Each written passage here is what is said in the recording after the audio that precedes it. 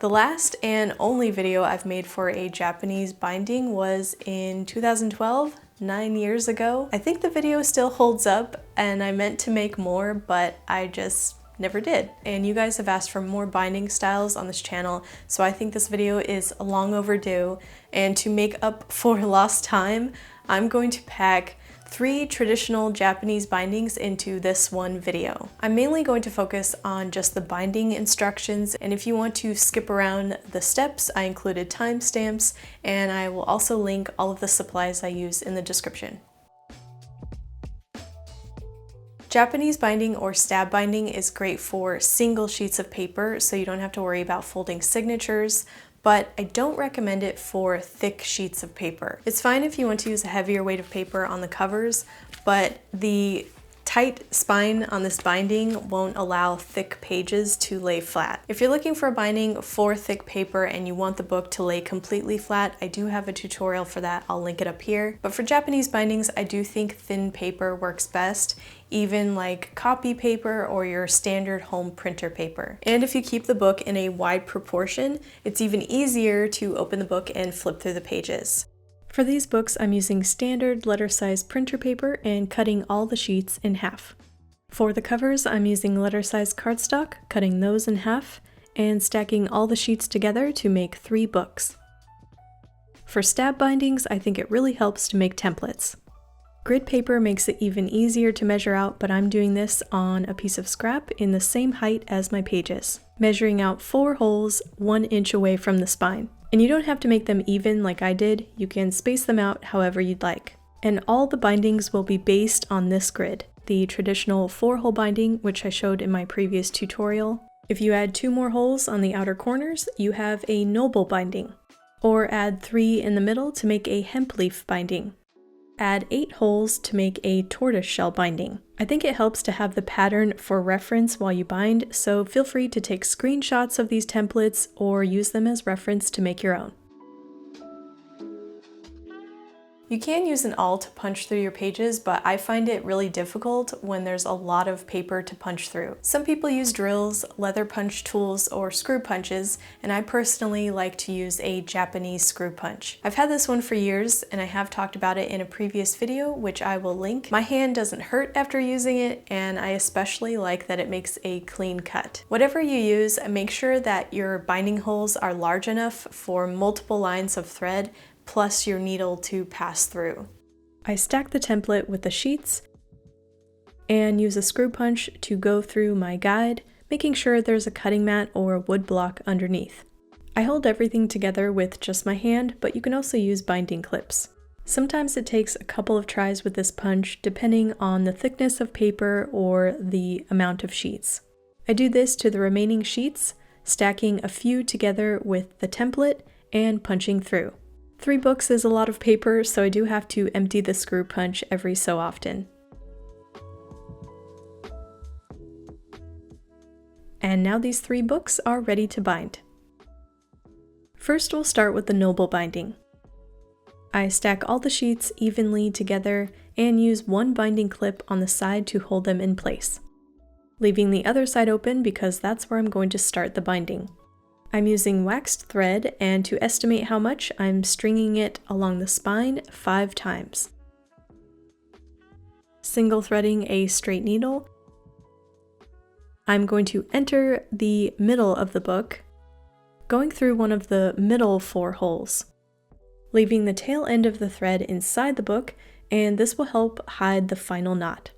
Loop around the spine back through that same hole to make the first line of the binding. Then through the next middle hole, looping around the spine through that same hole.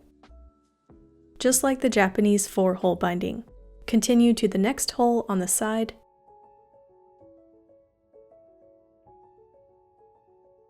and then loop around the side back through that same hole.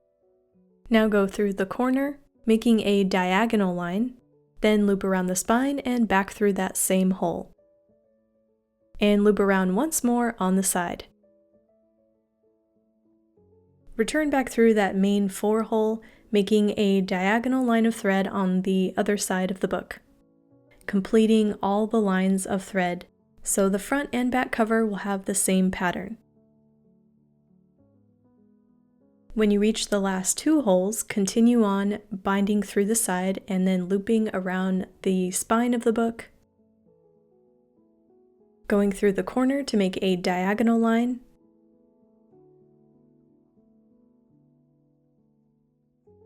then looping around the side, and back to the diagonal line of thread.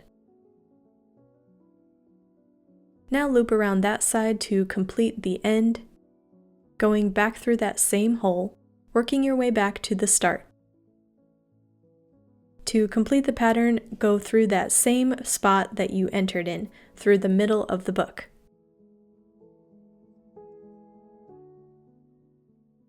At this point, you can pull the loose end if there's any looseness, and then tie both ends of the thread together in a knot. Trim off the excess thread, and this is where that knot will hide inside the book. And here is my final noble binding.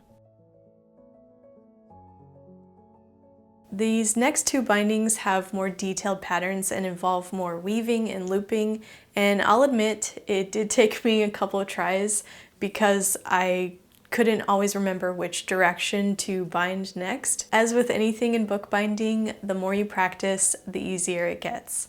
Next, here's how to do a hemp leaf binding. Starting the same way I did the noble binding, starting through the middle, leaving the end of the thread in the middle of the book. Looping around the spine to make the first line of thread, and then making a diagonal. Looping around the spine back through that same hole. Then making the diagonal line on the back of the book, returning the needle to the first hole. Then weaving through to the side, making a diagonal line on the back, and pulling through to make a diagonal on the front. Loop around the spine to complete that square of pattern, and start the next one with a diagonal.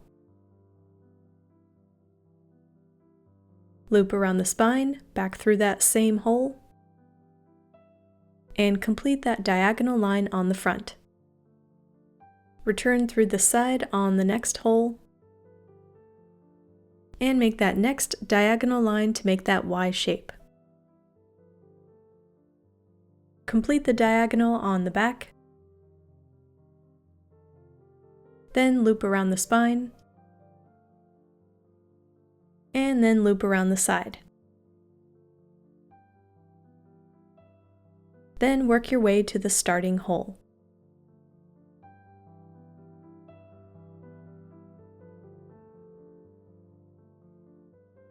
To complete the last 2, make a diagonal line,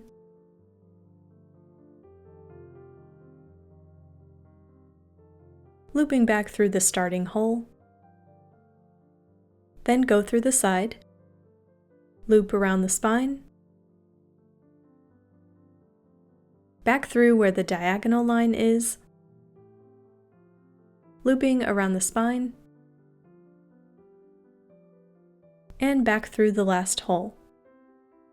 Now loop around the side edge of the book, and return the needle back through that starting hole, finding that tail end of thread you left in the middle, and pulling it through, tie a knot, and trim off the ends. And here is my final hemp leaf binding.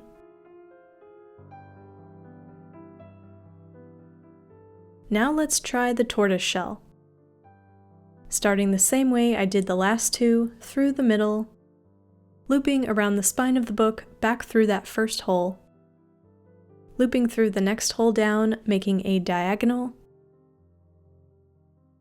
then looping around the spine to make a straight line. Then weave back through that starting hole to do the same on the other side. Making a diagonal, looping around the spine, and returning back through the starting hole. Then through the next middle station to create that same pattern.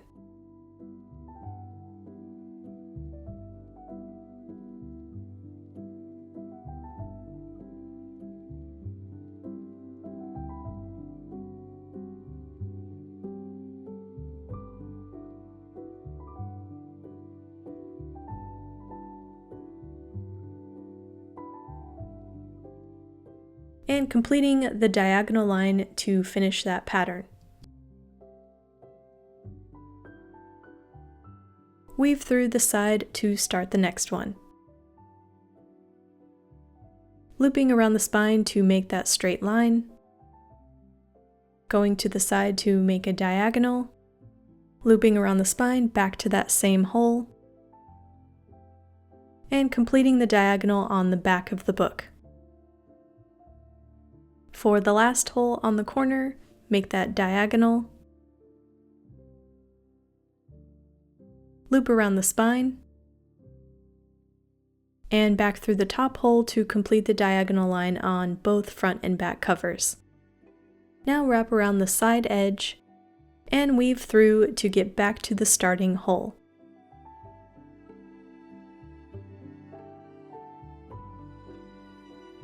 Then go through the side, loop around the spine back through that same hole, returning through the corner hole to make that diagonal line on the back, then loop around the spine back through that same hole, and make that diagonal line on the front cover. Then pull through the remaining hole on the back of the book, loop around the spine, and complete that diagonal line on the front cover. And finally, loop around the edge. And complete the binding by returning the needle back through the starting hole where the thread is inside the book. Tie them off in a knot and trim off the ends.